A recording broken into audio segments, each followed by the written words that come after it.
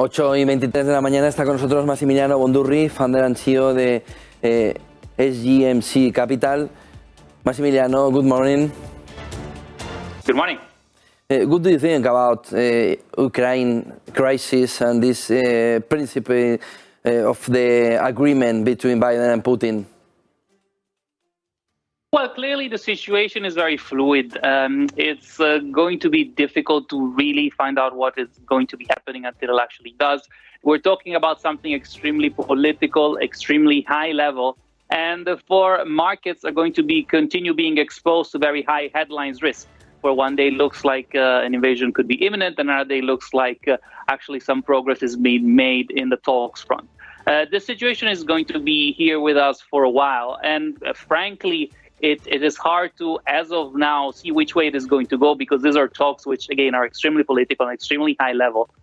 What investors need to do is, of course, hedge for the worst and hope for the best. Do you think that is enough to reduce the press about Brent, West Texas, the oil, and the problem about energy? Well, definitely energy is going to be extremely elastic to what happens to the Ukrainian tensions, because should an invasion actually occur, you're going to see energy prices soar even more than here, and that actually can be a big issue because it can create even more upside pressure to inflation. Overall, energy prices are likely to remain supported because there is quite a lot of demand now, currently, and therefore oil prices will remain supported. But clearly, on negative geopolitical news, you're going to see oil and energy in general spike even more, creating the issues that I just mentioned. How is your forecast about inflation in this 2022? That is a great question. It's a $1 billion question. Well, definitely we think that going forward, the actual inflation number in the US is going to be coming down, mostly due to the base effect.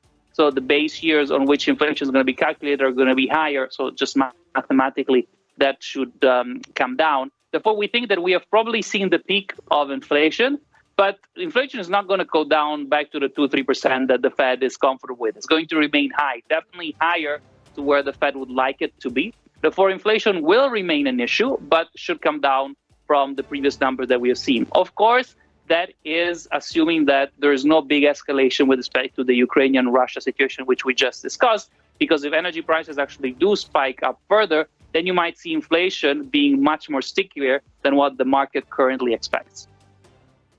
What's your bet about Federal Reserve, a quarter or a half of point to this meeting in March? As of now, given all the headlines, we think a quarter is more likely, but definitely half a percentage hike in March is not a 0% expectation. It's probably about 25%. The market is giving it a probably 30 to 35% expectation of that happening, but we think it's going to be a quarter, but then, of course, more quarter hikes are going to be coming over the following months. What's your forecast about European markets and the European economy for this 2022? Well, with Europe, of course, you have to differentiate between the different countries. Clearly, Germany could be a little bit more of at risk of potential correction should an escalation happen again with Russia and Ukraine. But overall, the European Central Bank, even though it's starting to become a little bit more hawkish, it's definitely nowhere near to where the Fed is. And as much as inflation is higher than where the ECB would like it to be, it's not such a pressing issue as with the US. Therefore, if you put everything in consideration, European markets are likely to be relatively on a more solid footing compared to the US counterparts. But of course, knowing full well that if US names do correct, then European names will correct as well.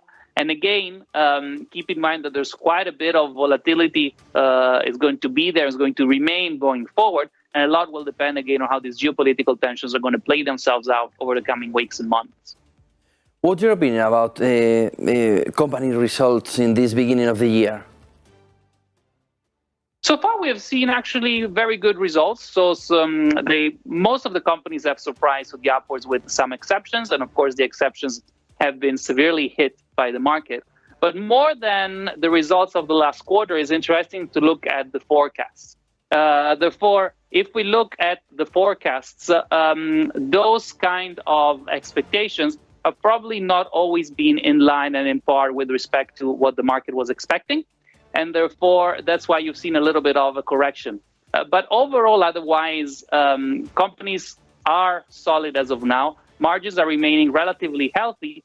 But clearly, if you're going to be seeing the issues from a monetary and fiscal and geopolitical issues, that would not be enough to keep equities high.